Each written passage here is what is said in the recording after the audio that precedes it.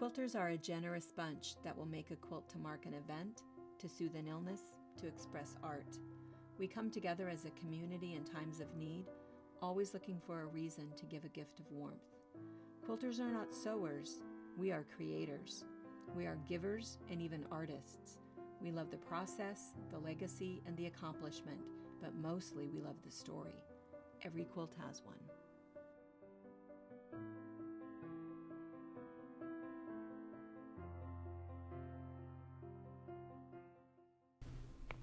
So this quilt is the wedding quilt, and it has a bit of a history and a bit of a beginning. There is an organization called Brides Against Breast Cancer, and they collect wedding dresses that have been donated by brides. And the organization that collects them is called Making Memories. And what they do is they collect all of the wedding dresses. They kind of cut them up a little bit, leaving large pieces of silk and satin and lace. They put them all in a box and they send them out to quilting guilds and organizations that request the box. I think that there's like a $50 charge or something for the box. The idea is that your guild or organization is supposed to make the quilt and send it back fully finished, pieced, quilted, bound with a label on it. Then Making Memories gets all of the quilts back and they go in a traveling show.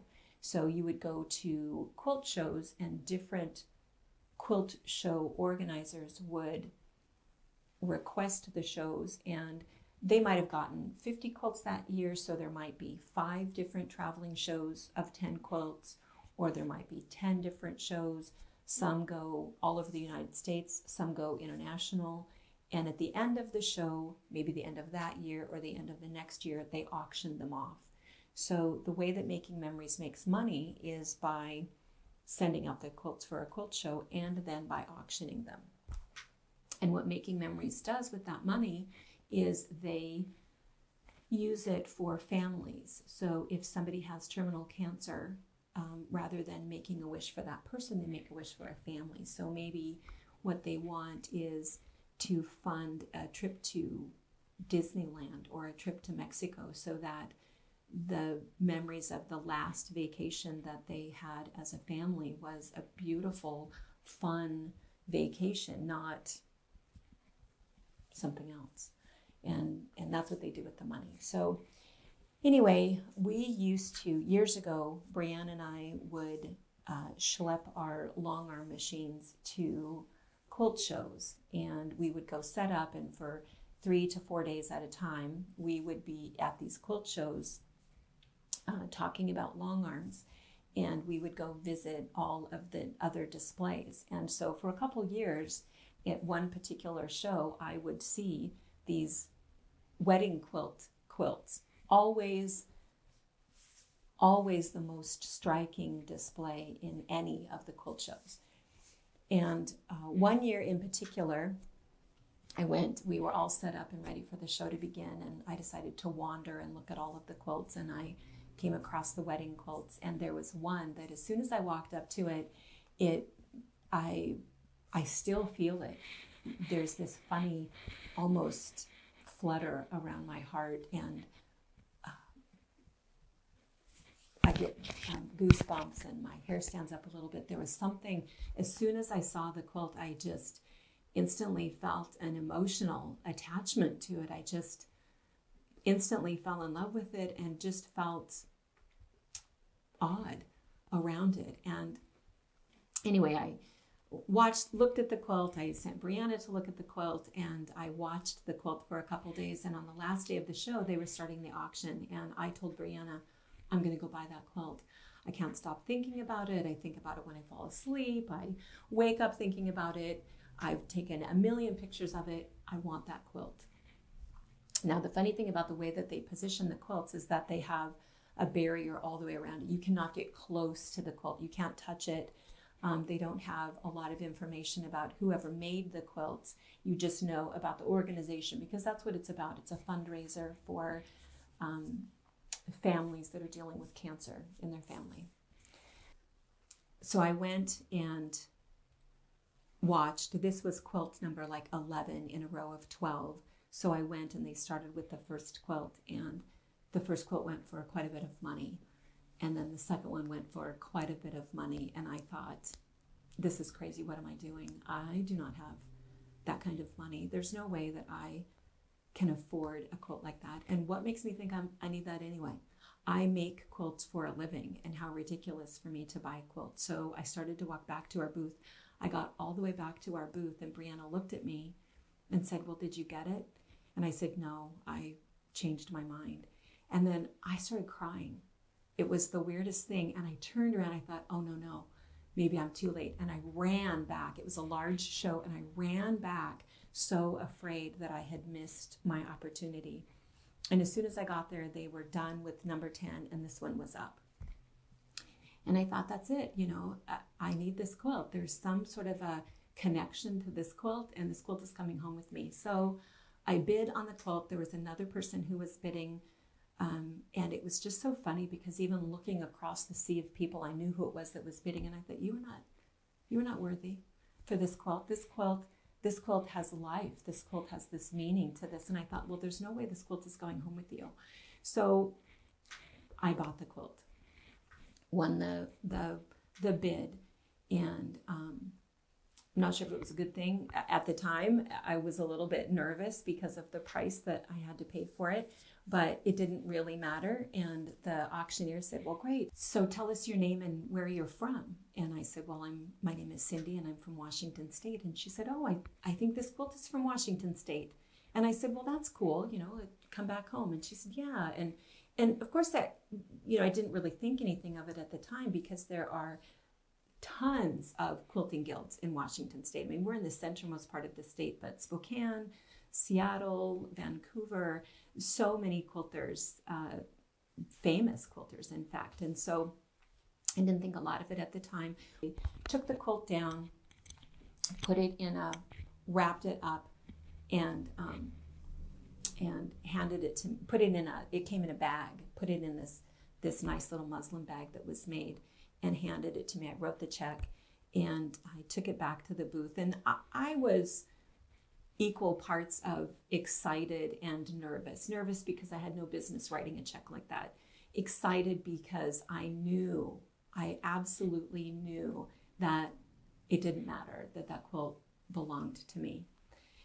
And so I got it back to the booth and said to Brianna, oh my gosh, don't tell your father. But we looked at it and were able to actually touch it for the first time. And I said to Brianna, I said, oh, by the way, she said it was from Washington State, because most of the others, they were from Pennsylvania and Texas and all over the place. And so it was sort of unique that it was really from the same place as me. And so we looked at the label, and the label said that it was the Peacemakers Quilt Guild from Moses Lake. That's us. That's my community. That is my group of quilters. They live 20 minutes from me. And so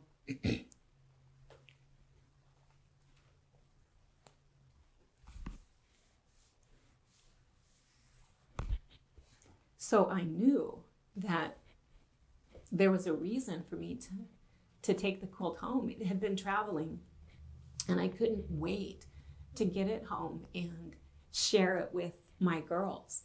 And in fact, many members of that guild were involved in a club that we were doing at the time. We were doing the Joe Morton Quilt Club at the time. And this was in November. It was right before Thanksgiving, and I would be seeing them the first Wednesday of the month in December.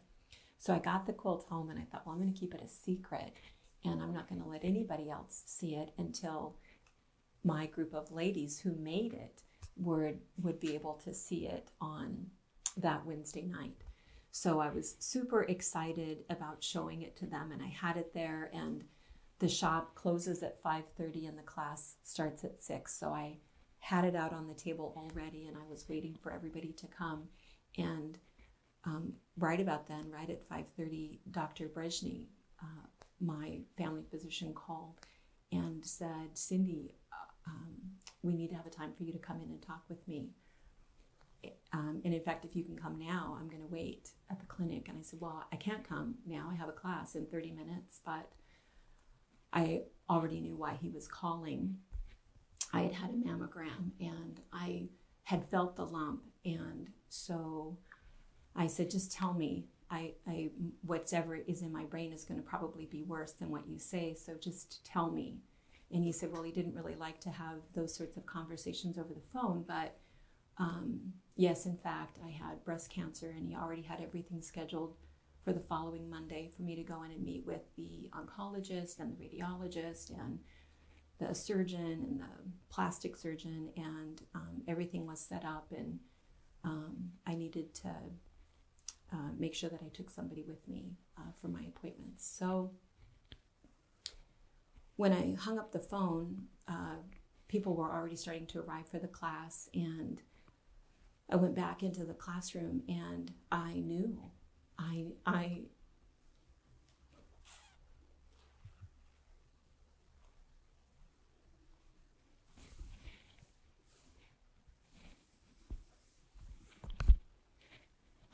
knew then that was why I had to have that quilt. I didn't know at the time. I didn't know at the time that I had cancer, and I didn't know at the time that it was made by my friends.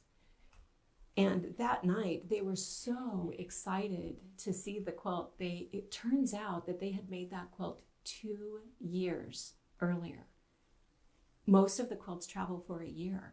That quilt, for some reason, traveled for 2 years and came back to Oregon, came back close enough that I could purchase it. And I think that things don't happen by accident.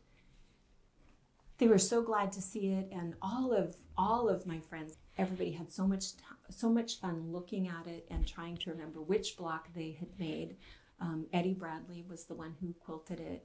They enjoyed seeing it, and at the time, I didn't tell them about the phone call that had occurred 20 minutes earlier because I hadn't even had a chance to talk to my husband, and I didn't feel that was right. So we just enjoyed looking at the quilt, and they enjoyed kind of going down memory lane and about the whole process and why they did it. So anyway, through Christmas and through January, and in fact most of that spring, I had surgery and radiation treatment, and through all of that, this quilt hung in my bedroom. And much of the time I didn't feel well and was on my bed, and much of the time when I laid there, I looked at the quilt, and the quilt gave me an indescribable amount of comfort just looking at that quilt and knowing my friends that had made it, and just feeling like they were there the whole time. So I recovered. Everything was great. I have had no reoccurrence. I did take the quilt down. I took it down when another member of the guild ended up with cancer, and the quilt had to go be a comfort in her room. I have the quilt back now, but it will travel again when it needs to. And there's a lot of us local quilters. There's a lot of love that went into the creation of it.